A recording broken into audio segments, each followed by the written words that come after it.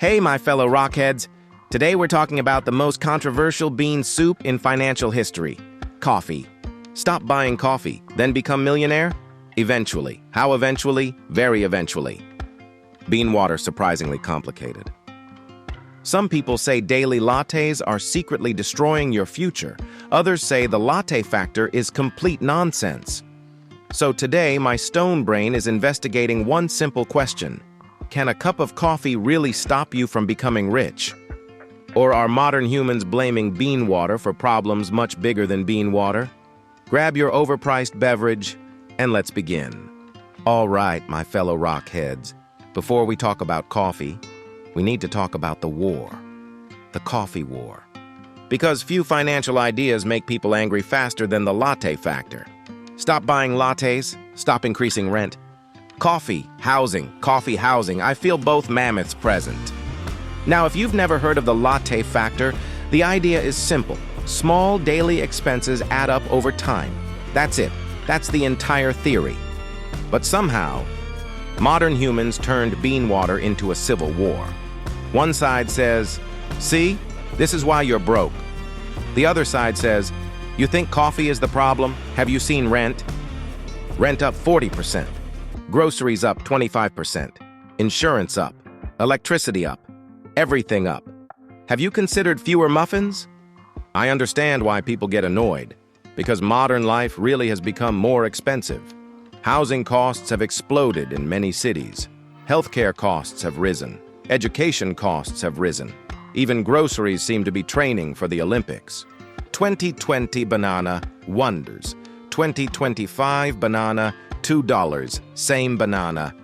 So when someone says, just stop buying coffee, it can sound a little ridiculous. And honestly, sometimes it is ridiculous, because no amount of skipped cappuccinos is buying a Manhattan apartment.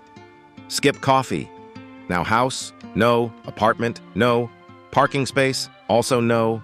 So does that mean the latte factor is nonsense? No.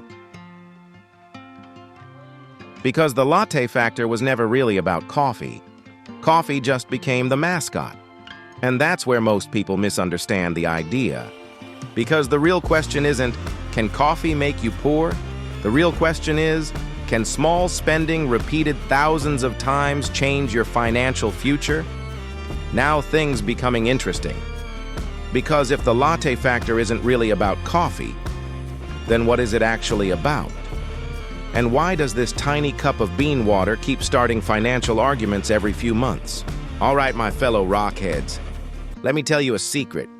The latte factor has almost nothing to do with coffee. Coffee just became famous because it's easy to see. A $7 latte feels expensive. You physically hand over the money, you watch it leave. But many modern expenses are sneaky, painful. Who keeps taking rocks? That's the real lesson. The latte factor isn't about one big purchase. It's about small purchases that become permanent residents. Because modern spending rarely attacks you all at once. It attacks in tiny bites. I think we're under attack. By who? Everyone. Think about it. Most people don't wake up and spend $3,000 in one day. They spend $8 here, $12 there, $15 somewhere else, and repeat that hundreds of times. Individually, nothing special. Collectively, now we're talking mammoth-sized rocks. Day 1, only $5. Day 30, only 5 hours. Day 200, only 5s. I fear power of only. And this is where the latte factor starts making sense. Not because coffee is evil, not because spending money is bad, but because humans are surprisingly bad at noticing patterns. We notice car payments, rent, mortgage because they're huge. We often ignore daily snacks, delivery fees, convenience purchases, subscriptions because they're small. But small things repeated enough times stop being small. I tiny. Hello? That's basically the latte factor. It's the idea that tiny decisions repeated thousands of times eventually become something much bigger. But if that's true, why do so many people hate the latte factor? Because the theory itself isn't really the problem. The way people talk about it is. All right, my fellow rockheads. Here's the funny part. Most people don't hate the latte factor. They hate being blamed. Because imagine this situation. Rent up 40%. Groceries up 25%. Insurance up. Electricity up. Everything up. Have you considered fewer muffins? I have considered violence. Now, do you see the problem? The latte factor itself isn't offensive. The timing is, when people are struggling with giant mammoths, they don't want to hear about tiny squirrels. Housing mammoth chasing me. Yes, but coffee. Read room. And honestly, the critics have a point. If someone is spending half their income on rent, coffee is not the main problem. If someone has huge medical bills, coffee is not the main problem. If someone is buried under student loans, coffee is definitely not the main problem. So the anti-latte crowd says, stop pretending coffee is why people are struggling, and they're right. But here's where things get interesting. The latte crowd is also right. Now everybody angry. Because both sides are talking about different things. One side is talking about big structural problems, housing, healthcare, education, inflation. The other side is talking about daily habits, awareness, small decisions repeated over time. These are not the same conversation. Mammoth, squirrel. Mammoth, squirrel. I believe forest contains both. And that's why this argument never dies. People hear, watch your spending, but they think, you're blaming me for the economy. Those aren't the same thing. The truth is surprisingly boring. Big expenses matter, small expenses matter. One doesn't magically cancel the other. Modern humans love choosing sides. Reality prefers teamwork. So if the latte factor isn't magic and it isn't nonsense, what exactly should a smart caveman do? Ignore every latte or drink bean water until financial extinction?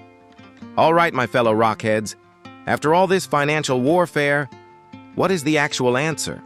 Annoyingly, both sides are a little right, because smart cavemen understand something important. There are two types of mammoths, the mammoths you can control, and the mammoths you can't. Can control coffee, can control subscriptions, can control delivery apps. Cannot control rent, cannot control inflation, cannot control economy, very unfair game. And yet many humans spend all day worrying about mammoths they cannot control, while ignoring mammoths sitting inside their own cave. Government ruining everything. Maybe. But what about 14 subscriptions? We discussing government today.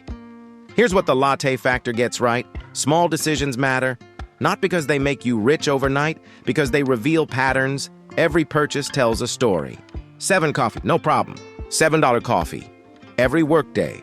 Around $1,800 per year. Add weekends, roughly $2,500 per year. Coffee not expensive. Coffee committed. For 10 years. Story becoming longer. The goal isn't to eliminate joy. The goal is to make sure your spending matches what actually makes you happy. Why paying for this? You forgot I exist. Powerful business model. And that's the real lesson. The latte factor isn't telling you to stop living. It's telling you to pay attention. Because the biggest financial leaks are often invisible, not the purchases you remember, the purchases you stop noticing. Everyone remembers. Nobody remembers. I remember. And that's why smart cavemen don't ask, can I afford this? They ask, how many times am I going to do this? Now we're asking dangerous questions. So after all this bean water drama, what is the final verdict? Is the latte factor a scam? Or is it one of the most misunderstood ideas in personal finance? All right, my fellow rockheads, after investigating bean water for an entire episode, I am finally ready to deliver my professional financial opinion. I have no idea why humans made coffee this controversial. I just exist, financial freedom, propaganda. I literally just bean water. So is the latte factor a scam? No. Does skipping coffee make you rich? Also no. Modern life refuses simple answers. The latte factor is one of those ideas that became famous because it contains a small truth. A very small truth. But a truth nonetheless. Not because they magically create wealth. Not because they solve housing. Not because they solve inflation. Because habits compound. Good habit, tiny. Repeat 1,000 times, big result. Bad habit, tiny. Repeat 1,000 times, big problem. Humans accidentally compound everything. And that's really what this episode was about. Not coffee, not lattes, not muffins, not avocado toast. It's about awareness. Because money is strange. Most financial disasters don't happen in one day. They happen one tiny decision at a time. And most financial successes don't happen in one day either. They also happen one tiny decision at a time. When become rich? After many boring decisions. Worst movie ever. And that's probably why personal finance is so difficult. The correct answer is usually boring. Spend less than you earn. Avoid stupid debt. Invest consistently. Give it time. Humanity searched 5,000 years for shortcut. Still searching. So here's the Finance Caveman verdict. The Latte Factor is not a scam. The Latte Factor is not magic. It's simply a reminder that tiny choices have a habit of becoming large consequences. And whether that's good or bad depends on which choices you're repeating. So next time somebody tells you coffee is making you poor or coffee doesn't matter at all, remember, the truth is probably hiding somewhere between the two mammoths. So yeah, after spending an entire episode arguing with bean water, here's what this caveman learned. I cost $7, reasonable. Every day, wait, less reasonable. The Latte Factor isn't really about coffee. It's about paying attention. It's about understanding that financial success and financial disasters are usually built the same way, one small decision at a time. Because giant mammoths don't appear overnight. They grow. Debt grows, savings grow, investments grow, bad habits grow, good habits grow. And unfortunately, your waistline also grows. Different episode. The good news?